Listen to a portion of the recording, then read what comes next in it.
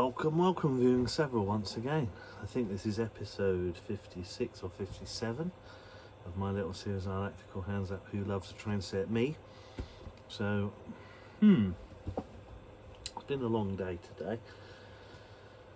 I've been here, I've been there, I've been every effing where. But, like Brian McClare in the old football song. But, the thing is, I tried to film my Thomas train set, but I got the loco running and then it just stopped and all the quartering is just all over the place, so obviously the wheel bearings are in need of attention, so I'm just going to have to completely start again on that one.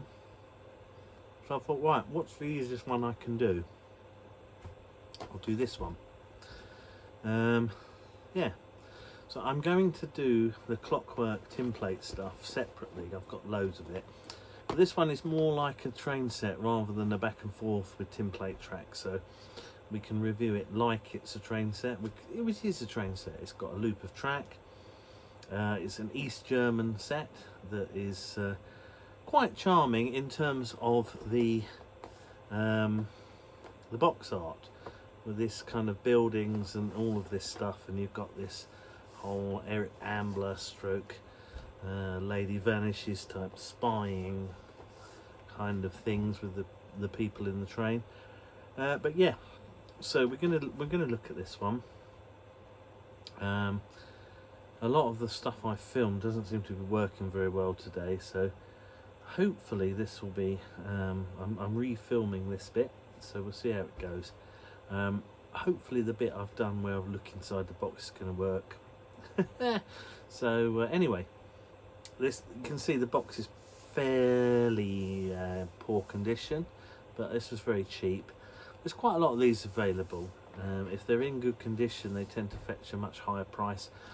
And there is a set that is a later set that was sold into the UK, which is called Puffing Billy, and it has none of the charm of this set because the box is horrible, and it has a picture of a kid on it, and I don't want to say anything bad about the kid on the picture, but it's much nicer to have some box art than a picture of some kid with a terrible haircut, and that's going to put you off from buying it. They also had the thing where you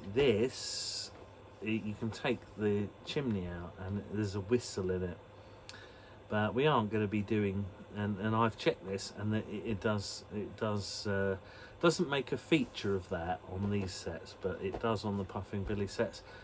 And apparently, yeah, it looks like I did take it out. It looks like there is a whistle, but obviously there is no way on earth I'm putting that in my mouth, even if it's been in a dishwasher. But you can see it's a whistle, and that's fine. That's all we need to know about it. We don't need to try it out. So we'll set it. We'll have a look inside and we'll set it and run it.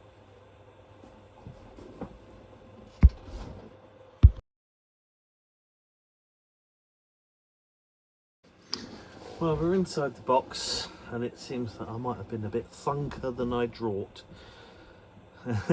Just to deliberately make that clear. So we've got the set. It's very simple. Locomotive is very plasticky. There's a nice shiny key under there, and as I mentioned before, this is a whistle.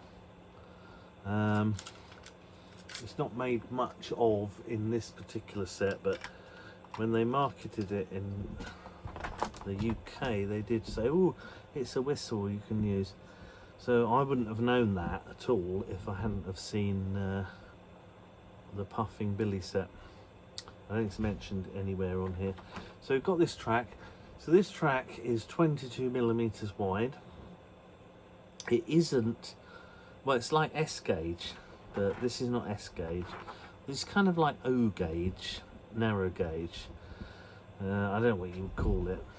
it's not anything really, is it? It's just silly. So you've got plastic wheels, but what I like about this is you've got this charming Tinplate lithographed thing, and I love Tinplate stuff. And you've got like a spy there. You've got a little girl. So you're thinking Emil and the Detectives. You're thinking Eric Ambler novels. You're thinking The Lady Vanishes by Alfred Hitchcock. Yeah, it's great stuff. So both the carriages are the same, and they have two different sides. So you get two, and then you can put them on, you know, put them on different sides. So I think that's that's one of the things about this I really like, is that, so in the Puffing Billy set that they sold into the UK, the lithograph was different, and it didn't have this kind of intriguing spy-like vibe to it, in my opinion. Anyway, as you can see, it's very basic. It's very basic. But what I like about this particular set is some of the artwork, and the artwork on the box, and so we'll set it up and we'll run it.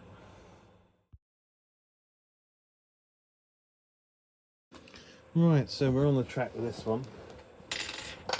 So this is the second one I filmed tonight, because I did try and film my Thomas Hornby set, but yeah, I don't know what happened. The quartering just went out massively, so I'm going to have to do some more work on that particular one. So that one's been put away. We'll get that going. That'll be another episode another time. So we're going to do this one. So what I'm doing is I'm testing them to see if they work before we actually do the rest of the filming. So we wind this up. I've left Gary's nan's house as a background. Gary's granddad's going to be crazy. He's going, what the bloody hell's that out there going past my house? That's if he's not in his garage, you know, smoking tobacco. But there you go. We'll get that going. It's been a long day today, and we've got the England game later on. It's going to be an even longer day, so I thought I'd try and get a few in. I've got this. This is that 8.2% cider, so it's a proper drink tonight.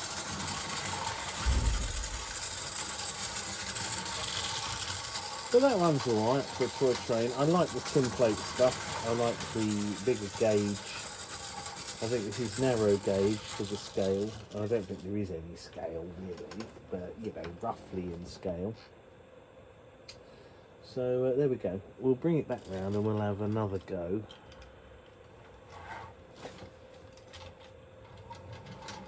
I just wanted to get one of these because these are quite cool. And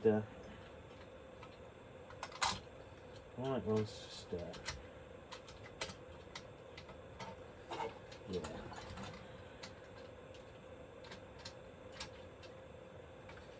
I think, given I'm on this type of cider, I think you need this bigger gauge to actually, otherwise you're going to be too clumsy for the smaller ones. So one more loop, then we'll get some running shots.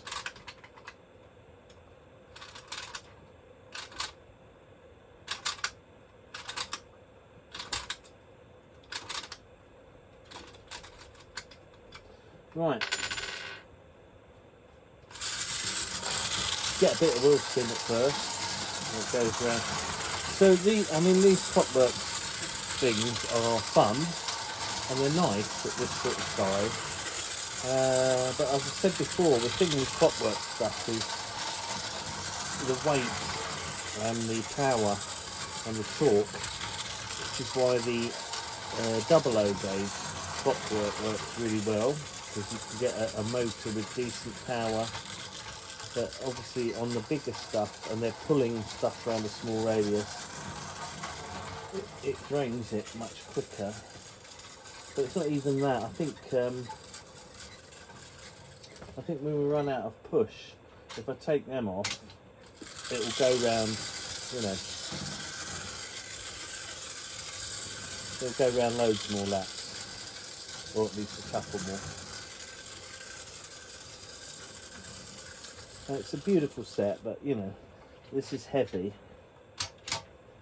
and Clockwork is just not even the bigger Clockwork. It's just physically, the laws of physics, it's just not up to it, because you need torque and not spinny. And however you gear it, you can't really get that torque to pull this kind of size, which is why I think, and I could be wrong about this, but that's why I think Hornby O gauge, I love it, I've got loads of it, but I don't think it's as good as it could be, because I think there's a lot of friction on the metal track, there's a lot of friction in the motors, the bigger size, and these are quite light, these are plastic, it's tinplate sides, but Hornby tinplate carriages are way heavier than that, and you know, they're on, this is, I mean, I don't know whether the friction is worse on this or on the Hornby stuff, but you know, it's very difficult to get you know, the maximum amount of power out of a Clockwork motor under those circumstances, and I do really love Clockwork, but I think we've seen in this series that those lightweight plastic Clockwork Hornby sets and Triang Hornby are actually a good balance for Clockwork, in terms that you can fit a motor in that size, you can make them light enough, and they will do a decent amount of laps at a good speed and good power. But yeah, I do like this set. It's a lot of fun, and I just it didn't cost me really anything at all, and it's a lot of fun. We'll probably get some shots now.